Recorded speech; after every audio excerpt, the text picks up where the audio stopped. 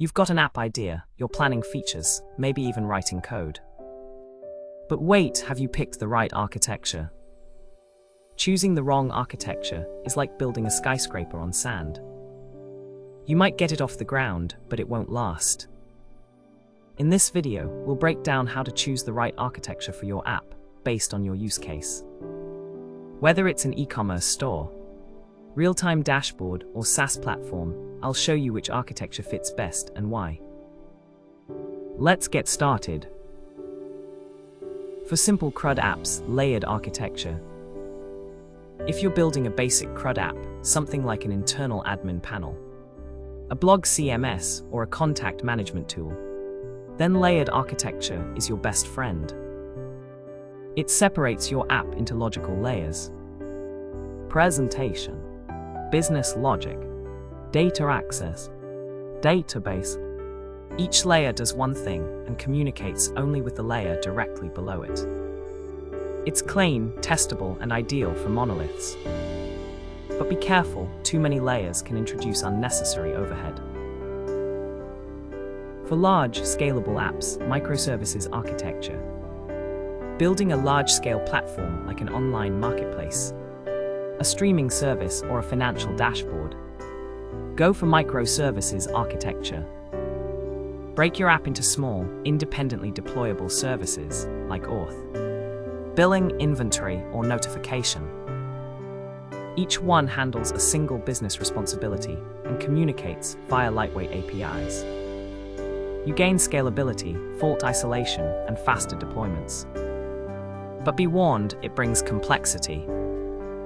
You'll need service discovery, distributed logging, and careful orchestration. For real-time apps, event-driven architecture. Need to push data in real time. If you're building a chat app, stock trading platform, or IoT dashboard, use event-driven architecture. Instead of direct calls between services, components publish and subscribe to events. This leads to loose coupling and high responsiveness.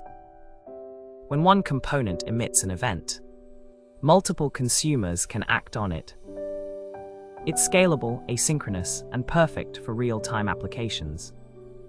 Just make sure to plan for event ordering and reliability. For traffic spikes, space-based architecture. Does your app face massive load spikes, like flash sales or gaming tournaments? Consider space-based architecture. Here, your app is split into multiple processing units, each with its own memory and local logic. Data is pushed into a distributed grid, so there's no central bottleneck. It's perfect for low latency, high throughput systems that can't afford to go down under pressure. But keep in mind, it works best when eventual consistency is acceptable. For highly customizable platforms, microkernel architecture. If your app offers plug-and-play functionality, like IDEs, CMSs, or extensible platforms, then microkernel architecture is a great choice. The core system handles essential functions, and additional features are added as plugins. It's how apps like VS Code or Adobe work, lightweight cores with rich extensions.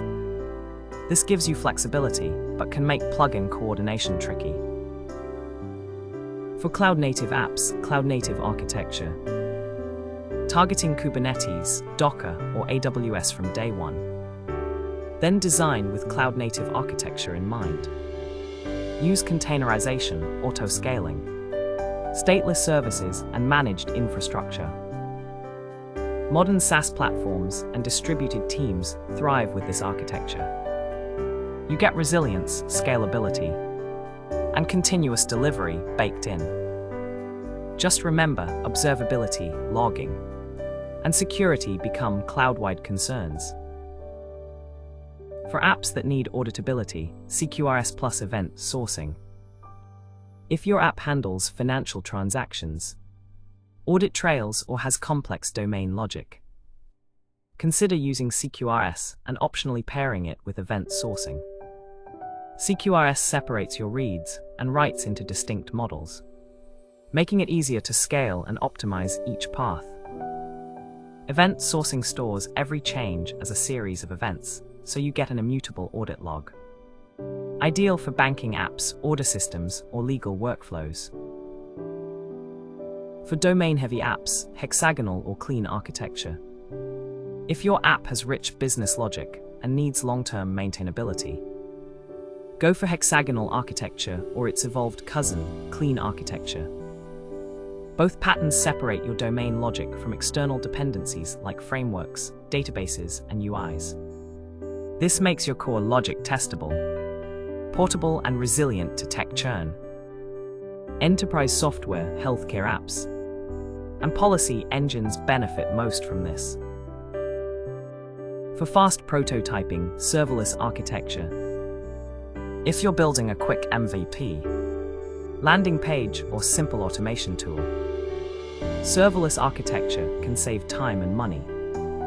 Just write your functions and let the cloud provider handle scaling, patching, and deployment. Use cases, contact forms, schedulers, Slack bots, or proof-of-concept apps. But beware, vendor lock-in and cold starts can be limitations. For high security, layered plus proxy plus zero trust. Building a fintech, healthcare, or defense-grade app, you'll want to combine layered architecture, API proxies, and zero trust principles. Use multiple architectural layers to separate concerns. Put API gateways and authentication proxies up front. Validate every user, device, and request every time. Security isn't just a layer, it's architecture. There's no one-size-fits-all architecture. The right choice depends on your app's goals, traffic, data model, and team. Start small but plan for growth. Understand trade-offs. And remember, good architecture isn't rigid, it adapts. Which of these architectures are you using today? And which one are you excited to try next? Drop your answer in the comments. Like, share, and subscribe for more deep dives into building great software. Because choosing the right architecture, it's the foundation of everything else.